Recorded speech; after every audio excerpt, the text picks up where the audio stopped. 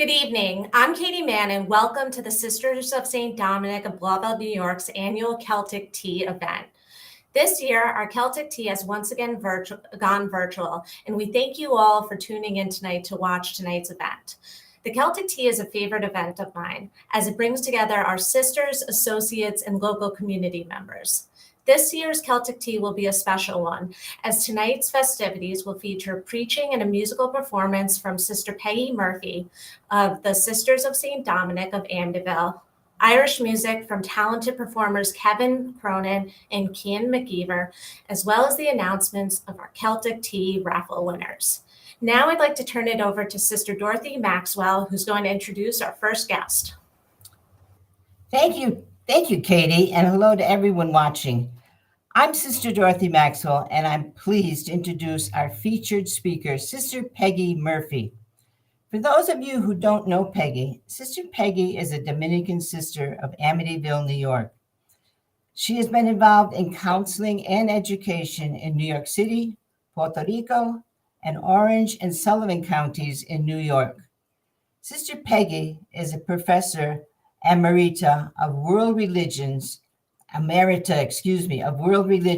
Mount St. Mary College in Newburgh, and presently ministers at Villa Veritas Rehabilitation Center in Kerhonkson, New York.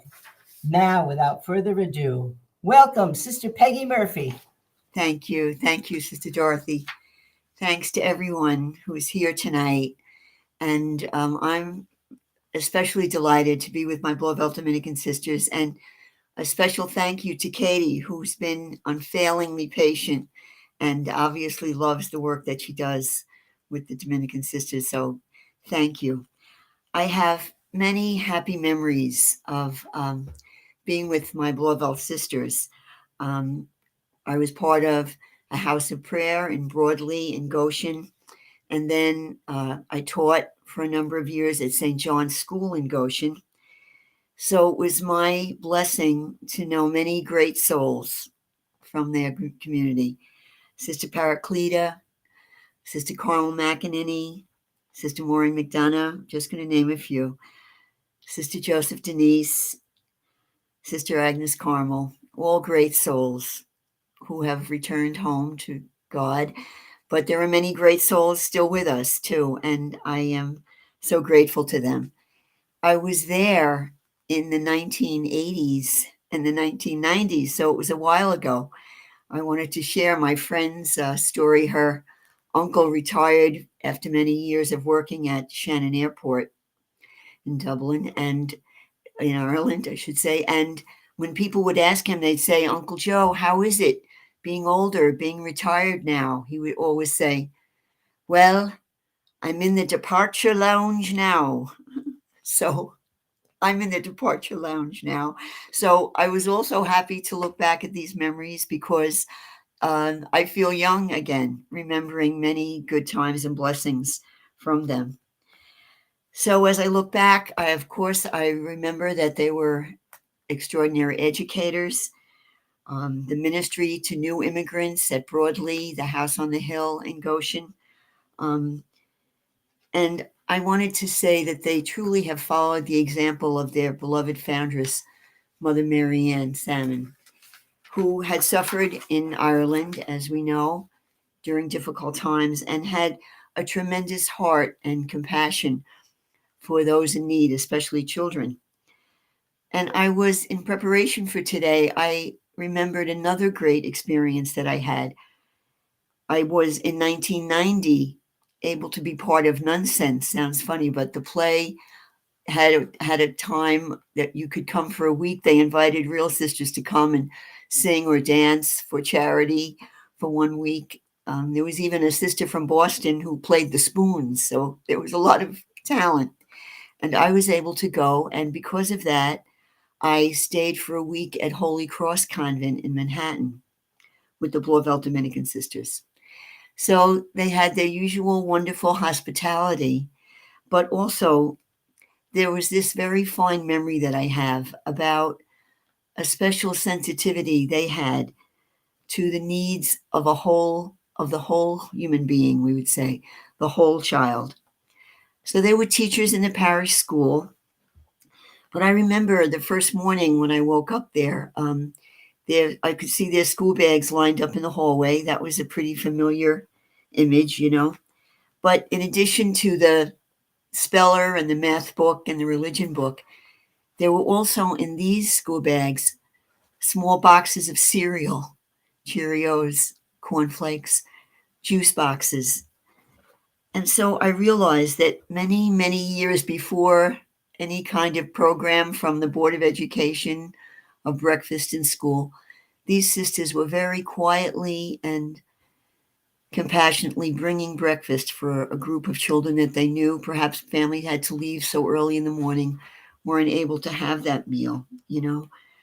So besides the excellent academics, of course, they met the needs of the children physically even, and also did that always with dignity and quiet, you know. No one ever spoke about it.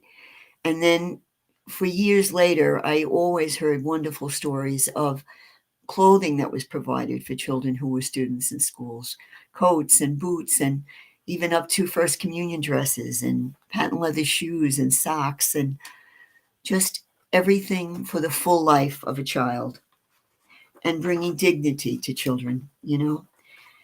So if we could say there was an Irish spirit, I think it would be important to remember that the immigration from Ireland had a unique aspect. They were Irish. The Irish immigration was the first to have the largest group of women to come alone to the United States. I'd like to, Katie has been gracious to show this black and white photograph that I received, and it's entitled Dancing at the Crossroads. And my mom would often tell me about this. In the 1920s and 30s, in the rural parts of Ireland, Sunday after Mass, they would literally put down a cardboard or a wooden boards right on the roads and have a time for dancing, a ceilidh, a small celebration. The thing that's quite unique about this photograph, though, is there's only about 7 or 8 ladies in the photograph and maybe 40 men. My mother would say, lucky lads, you know, that were able to be here together, because there was such a tremendous immigration of women who came alone to the United States very courageously. There was massive immigration from other parts of Europe, certainly, but for other groups, Greek families, Italian families, it was more the custom that the men would come first, get employment, and then send for the women to come. But the Irish women came en masse in very large groups alone and became ably employed. They had language, of course, and domestic skills, and worked as domestics in the city of New York, in our own city. So even prior to that, though, of course, in the time of Mother Mary Ann and in the early 1850s, many, many women came following the famine, the Great Hunger in Ireland, to our nation. And a group of them has been recorded in our American history for their extraordinary work during the Civil War. They were often Sisters of Mercy who came from Ireland, and they nursed during the Civil War. There's actually a monument to them in Washington, D.C. They were honored by President Lincoln, and this is the engraving on the monument. It reads, "To the nuns of the battlefields, they comforted the dying, they nursed the wounded, they carried hope to the imprisoned." Many of those sisters actually had trained with Florence Nightingale in the Crimean War, and it was said that they served both Union and Confederate soldiers, often in the same building, with tremendous love and compassion. There were a number of religious communities here, actually. Prior to the Civil War, there were actually 18 hospitals founded by Catholic sisters. There was one, Sister Mary Collette O'Connell. She was promoted during the Civil War to the rank of major in gratitude from the government for her work as the administrator of Douglas Military Hospital in Washington, D.C. President Lincoln wrote this about the Catholic sisters. Of all the forms of charity and benevolence seen in the crowded hospital wards, those of Catholic sisters were the most loving. They were veritable angels of mercy, and their work did much to combat the anti-Catholic prejudice in the country at that time. So I want to take a moment to look at the Irish women who came to our own city. In the late 1800s, the work of those domestic workers, their generosity as they worked in New York City, has been hailed as the financial foundation, actually, for the building of St. Patrick's Cathedral. It was built, it was said, by the pennies of the poor. Archbishop John Hughes was ridiculed. He was born in Ireland, ordained here, and worked in the archdiocese. He was actually ridiculed for his vision of building a cathedral way up in the country of what is now Midtown Manhattan. It was considered the boondocks. All of the residential area was in Lower Manhattan. We know Mother Seton was, lived as a child in the Wall Street area. So life really occurred in the Lower Manhattan of the city. And so he was made fun of for this St. Patrick's Cathedral, again, that was said to be financed by the pennies of the poor. This was the letter I'd like to read that was proclaimed at the Mass of Consecration and published in newspapers throughout the world in 1879. 1879, Cardinal McCloskey. The men of this age have said to us that we could possess no more cathedrals like those of past ages, because the faith that built them was dying or dead. So I thank you today, you, the rich Catholics of New York. You have done what was at once your duty and your highest pleasure in giving openly of your means. But let me also say a special thank you today to the immigrants of New York City. What shall I say to you, the children of toil? I feel how happy you are this morning under this roof of your Father's house. It has been said that the great Cathedral of New York was built chiefly by the pennies of the poor. We accept that reproach today as an honor. We pay tribute to the steadfastness of the faith of the Irish people. Today, the eyes and the hearts of that devoted race in every part of the world are turned to this scene. Here they behold the greatest temple of the New World, dedicated to God under the invocation of their national saint. And forevermore, it shall be known as St. Patrick's Cathedral of New York. And so finally, I'd like to share a reminiscence of a gentleman that immigrated to New York. And he wrote this memory that he had of his school days. The teacher, Mrs. Nayland, would come into school each day and greet the children with, "A grand, fine morning, children. Thanks be to God." That would make good sense if the summer sun was shining in the windows. But equally, Mrs. Nayland would arrive in the heart of winter, with the rain lashing across the fields, and her coat all wet, and her shoes all wet, and she'd take the wet cap off her head and shake it, saying, "A grand, wet morning, children. Thanks be to God." For her, every morning was God's morning. We could find him there, hail, rain, or snow. It was the gift of God, and for that gift, there is only one response: thanksgiving. And so, if I were to say to all of us today, what is this faith that we've inherited, this great gift brought across the ocean to us, brought here in a most special way and blessed way by Mother Mary Ann? I would say it is the Irish spirit of three things: optimism, gratitude, and invincible trust in God. I'd like to close now with our closing hymn prayer, The Clouds Veil. It comes from Ireland, from the priest composer, Father Liam Lawton.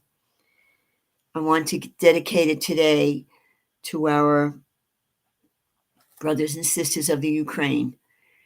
As we spoke of women coming alone to a new land, we've certainly seen such moving images of that in these past days. And so we thank the people of the Ukraine for their tremendous witness of courage and faith, and offer this hymn for them, and in thanksgiving for all of you who are so generous to us. This is The Clouds Veil.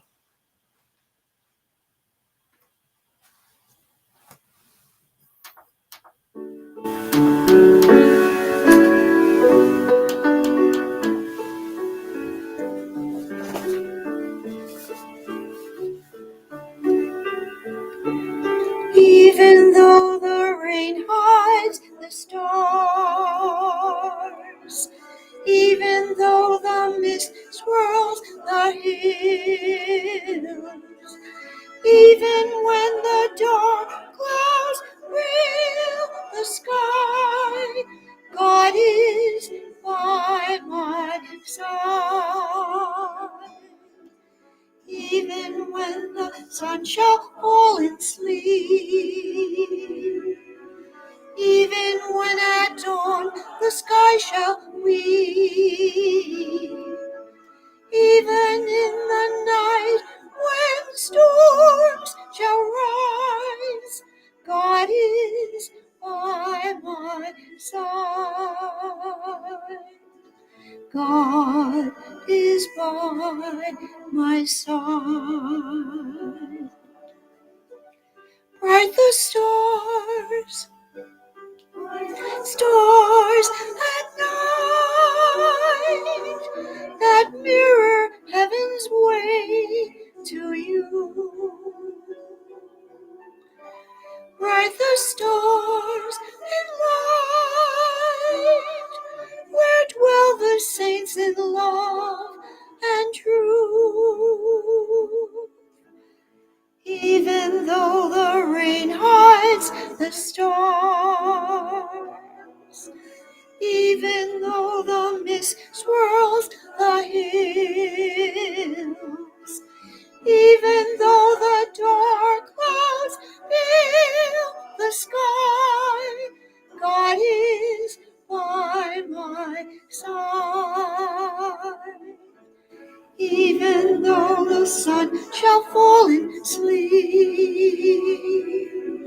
even when at dawn the sky shall weep, even in the night when storms shall rise, God is by my side. God is by my side. So a friend mentioned to me that I should end as I began. So I was kidding a bit to say we're in the departure lounge now, some of us in retirement, but the good news is that our flights have been indefinitely delayed. I pray that we can all rejoice in the gift of each day, in the presence of God with us there, and that we will become signs of joy and hope to each other. Thank you so much. Sister Peggy, you certainly have lifted our spirits, and what a perfect preaching for Catholic Sisters Week and for Women's Month, the month of March. We're certainly most grateful to you. And thank you again. Now, I'm happy to share that we will be announcing the winner of our first 4 raffle baskets. But before I begin, I would like to thank everyone who participated in our Celtic Tea Raffle and remind you that if you do win a prize today, our development team will be contacting you with details on how you can pick up your prize at the Mother House. Now, on the first winner we will be announcing is Shamrocks, Sips, and Sweets. Here it is. And the winner is going to be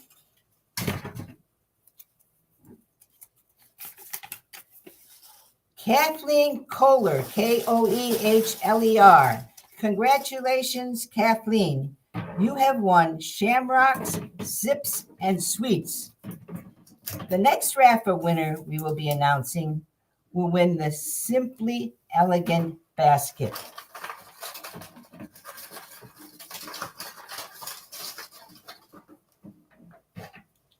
And the Simply Elegant basket is won by Mary Shea. Congratulations, Mary Shea. You've won Simply Elegant basket. The next raffle winner we will be announcing will win the Celtic Comforts basket.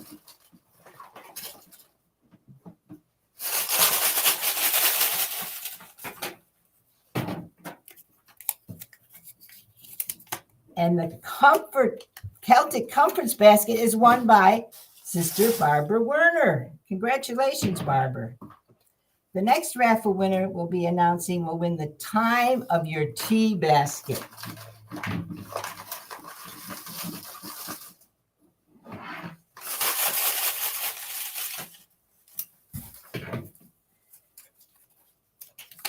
And the Time of Your Tea basket is won by Tiffany McGinty. Congratulations, you've won the Time of Your Tea basket. We'll be announcing more of our winners after we enjoy some music from Cian McGeever. For those of you who do not know him, Cian is a sophomore at Iona College and a member of the Iona Pipe Band and the rugby team. Cian, who lives in Pearl River, has been playing accordion since he was 8 years old and has won several competitions in the Mid-Atlantic FLA, as well as first place medal in the 2012 at the All-Ireland FLA as a Cayley band member. You can enjoy music from Cian on most Sundays at Uncle Tommy's Tavern in Pearl River. Now I'm happy to introduce Cian, who will be treating us to 3 performances, one being a solo reel, the other being a hornpipe, and final one being a reel where he is accompanied by Dylan James and Aidan DeSalvo. Welcome, Cian, and enjoy the performance.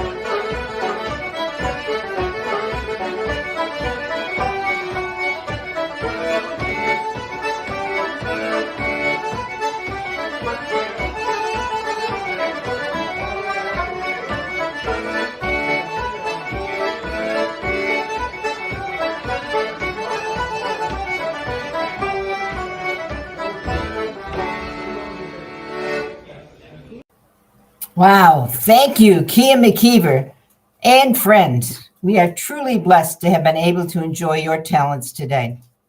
We also like to thank Kian's mother, Terry McKeever, for helping us to make this performance happen. Thank you, Terry. And now, on to more raffle winner announcements. The next raffle winner will win my Irish home basket.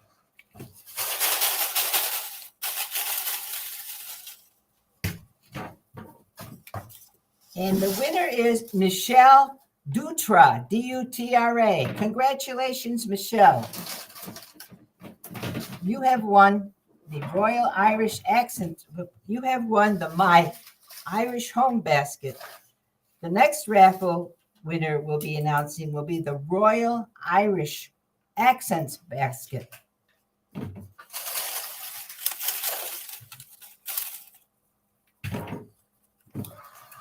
And that winner is Matthew Burke. We have a man who won the Royal Irish Accents Basket.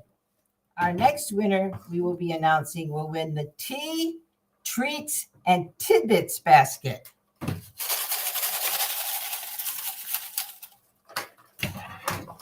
And our next winner is Mary Reddy Reithley. Congratulations, Mary. You have won the Tea, Treats, and Tidbits Basket. The next raffle winner will win the Enchanting Garden Tea Basket.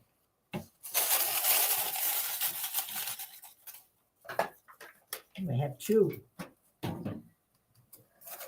The Enchanting Garden Tea Basket, won by Kathy O'Hanlon. Congratulations, Kathy.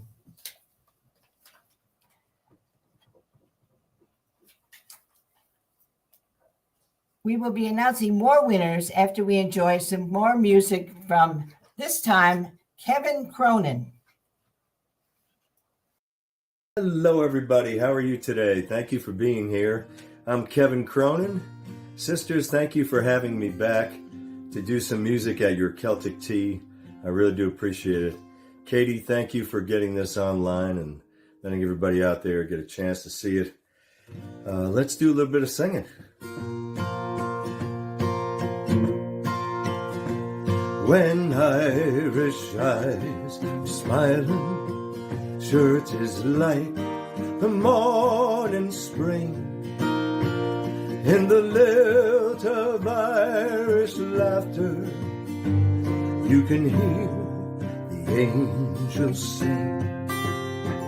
When Irish hearts are happy, all the world seems bright and gay.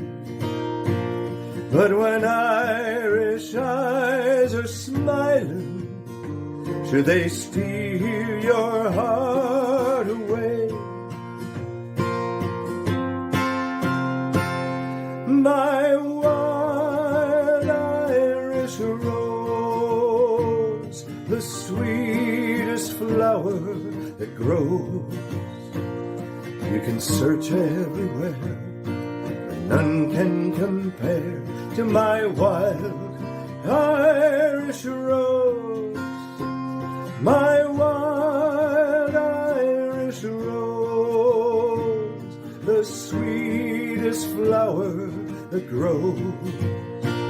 Someday for my sake, you may let me take the bloom from my wild Irish rose.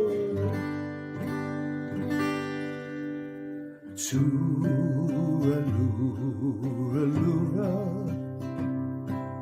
tooraloo-ra-la, tooraloo-ra-loo-ra.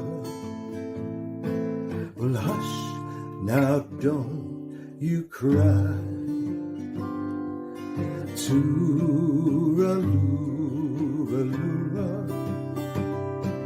tooraloo-ra-la, tooraloo-ra-loo-ra. That's an Irish lullaby. Over in Killarney, many years ago, my mother sang a song to me in tones so soft and low. Just a simple little ditty in her good old Irish way. And I'd give the world if I could hear that song of hers today.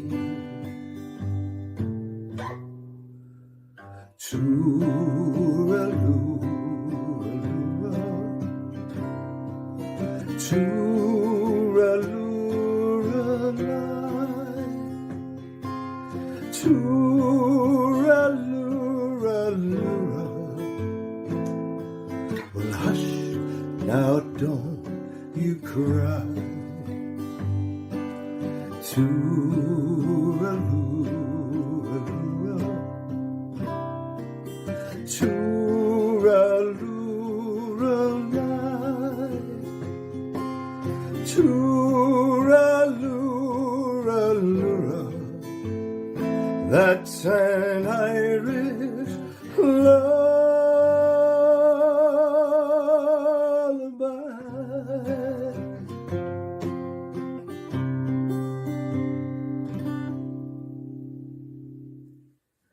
In the late 1700s, early 1800s, there was a song written by a Scottish composer and another gentleman who was a poet, and they called it the Braes of Balquhidder. Braes are hills, so the hills of Balquhidder. And as time went by, this beautiful song that they had written was reworked back in the 1950s by a gentleman who was a singer-songwriter from Belfast. His name was Francis McPeak. And he took the Braes of Balquhidder and rewrote the song into this song, which I'm about to sing. And I just love it. It's one of the most pretty songs I've ever heard. It's called Go Lassie Go. Could also be Wild Mountain Thyme, another name, or the Purple Heather. That's another name that it had. But this is McPeak's version from the original back in the late 17, early 1800s.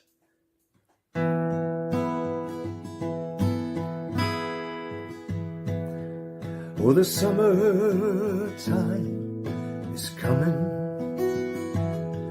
and the trees, they're sweetly blooming, and the wild mountain thyme grows around the blooming heather.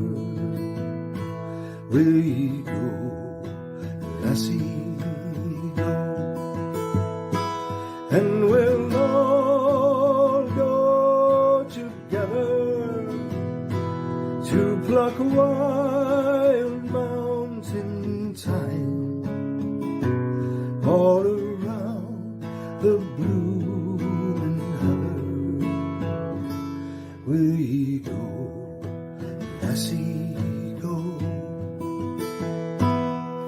I will build my love a tower near yon pure crystal fountain, and on it I will build the flowers of the mountain. Will ye go, lassie, go? And we'll all go together to pluck wild mountain thyme all around the blooming heather. Will ye go, lassie?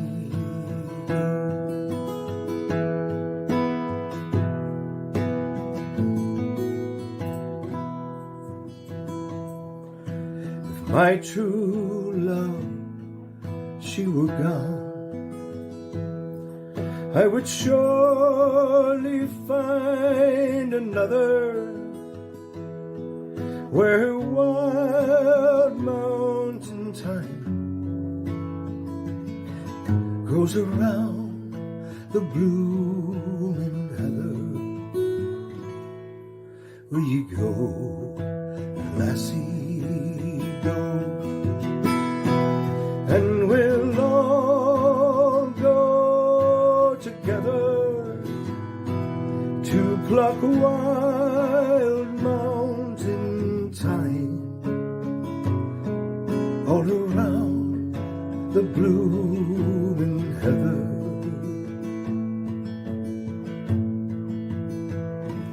Will ye go, lassie? Go, will ye go, lassie, go?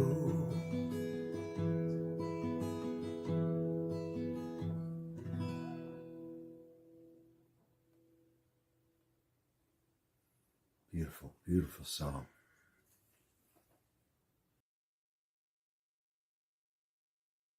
In the mood. You are a talented man who has been a wonderful friend of ours, and thank you again. But we're going to hear more from you. Now, some more winners. Our next raffle winner will be announcing will win the Blessed Table basket. And the Blessed Table basket is won by none other than Cecilia Burns. Congratulations, Cecilia, on winning the Blessed Table basket. The next raffle winner we will be announcing will win the Tea for One basket.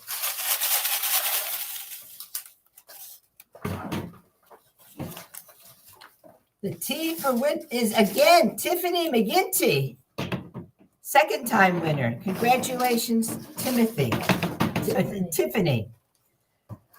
Our next winner will be the winner of the Irish Afternoon Basket. The Tiffany won the Irish afternoon basket, but the next raffle winner will be announcing will win the Tea for Two basket. And the Tea for Two basket goes to a Maureen Smith. Congratulations, Maureen. You have won the Tea for Two basket. Now, I'm happy to share that we will be joined again, once again, by talented Kevin Cronin for another musical. Which I have another one? Oh, I'm sorry. Number Tea for 12, Two. Tea for 1. I'm sorry, folks. Irish afternoon. We're mixed up. An Irish afternoon. Can we do that? This is Irish afternoon. This is, All right, I'm sorry. The next raffle winner is the winner of the Irish afternoon basket. And that winner is Mary Reddy Rightly again. Congratulations, Mary Reddy.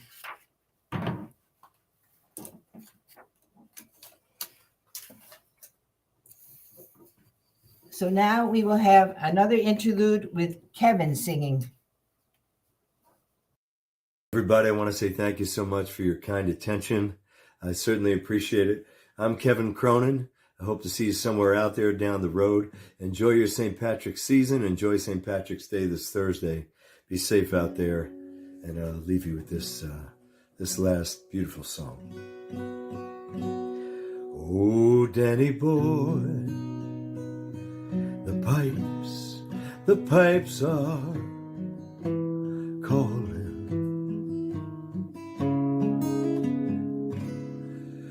Glen to glen and down the mountainside,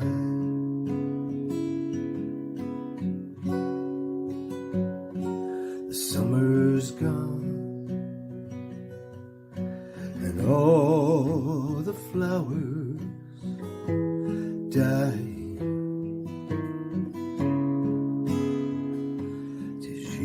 'Tis you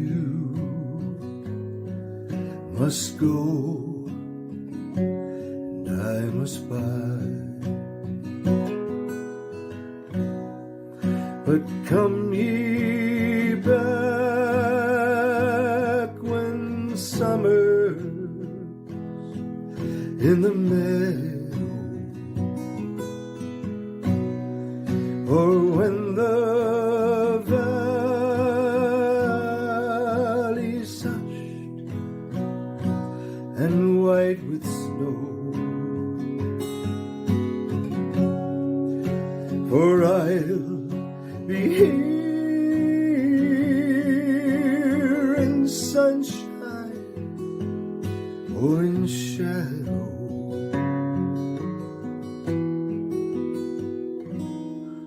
Oh, Danny boy, oh, Danny boy, I love you so.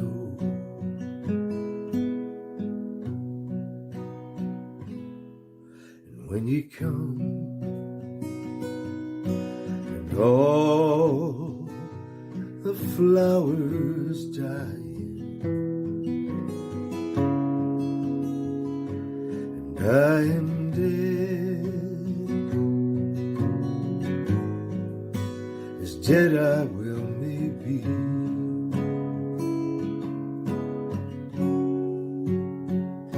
You'll come and find the place where I am lying, and kneel and say an Ave there for me, and I shall hear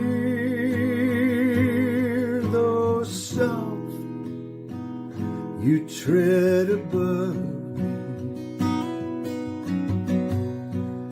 and in my grave will warmer, sweeter be.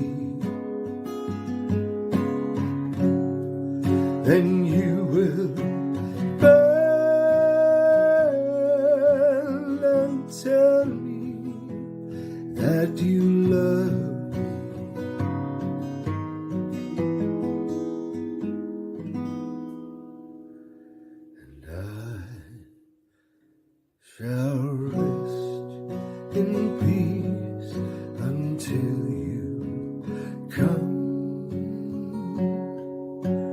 to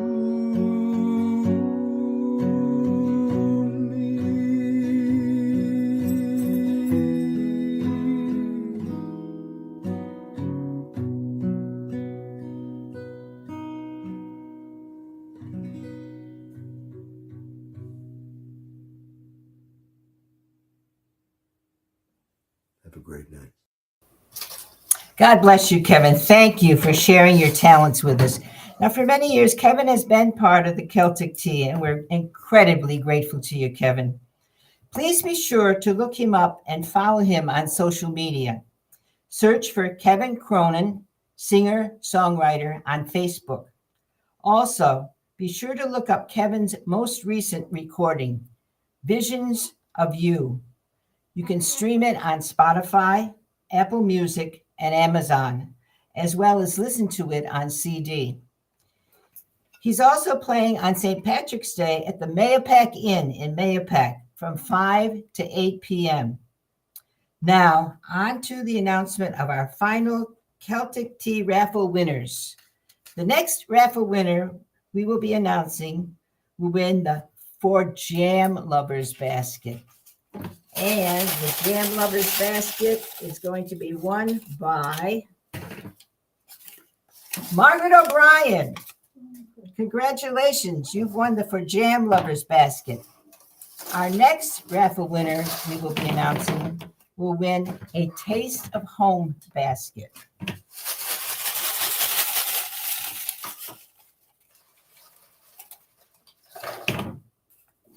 And the winner of our Taste of Home basket is none other than Elizabeth Begley. Congratulations, Elizabeth. The next raffle winner we will be announcing will win the Let's Get Shamrock basket. And this is a huge one.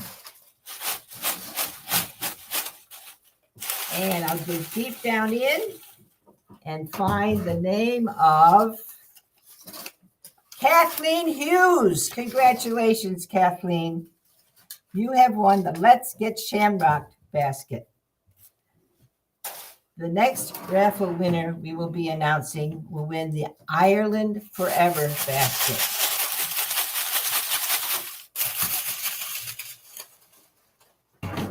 And the Ireland Forever basket is won by Michael Harlan, a very good friend of ours. A Franciscan wins today. The next raffle winner we will be announcing will win the Irish Traditions basket. And the Irish Traditions basket is won by Sister Rose Ellen. Congratulations, Rose Ellen. The next winner will win the Celtic Charm basket. This is a good one, as they all are. Keep the suspense going. We got them all in. The Celtic Charm basket. Down in the bottom. Lots of people want the Celtic Charm. And the happy winner is Alexis Ventre, Ventre. Alexis, you have won the Celtic Charm basket. Now on to our final raffle winner of the evening, who will win the Parade Ready basket. And we're all ready for a parade in this fine weather. And that parade basket is won by Tiffany McGinty again. All right, Tiffany. We're going to make friends with Tiffany. You've won the Parade Ready basket.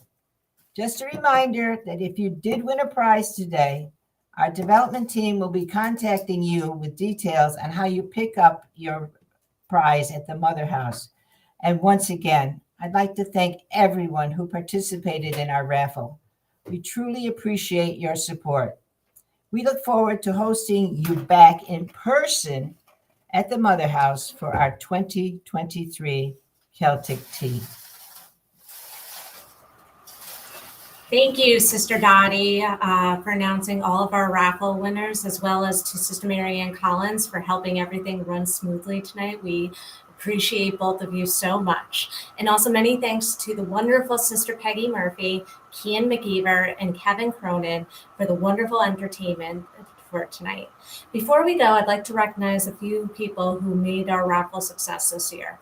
Our associate, Maureen Zeiss, our friends Kitty and Sarah Hughes, Agnes Collins, the Dominican Sisters of Spark Hill, as well as our generous Blauvelt sisters who donated many of our items. Also, please mark down April 24th on your calendars for the annual Hearts of Fire Gala. This year, we will be hosting the gala in person at the beautiful View in the Hudson in Piermont. And if you want to learn more, the link is on the screen right now. Thank you again for supporting us tonight and tuning into tonight's Celtic Tea. Please know that you are in the daily prayers of our sisters and associates. And before we conclude tonight, a few of our sisters wanted to say thank you.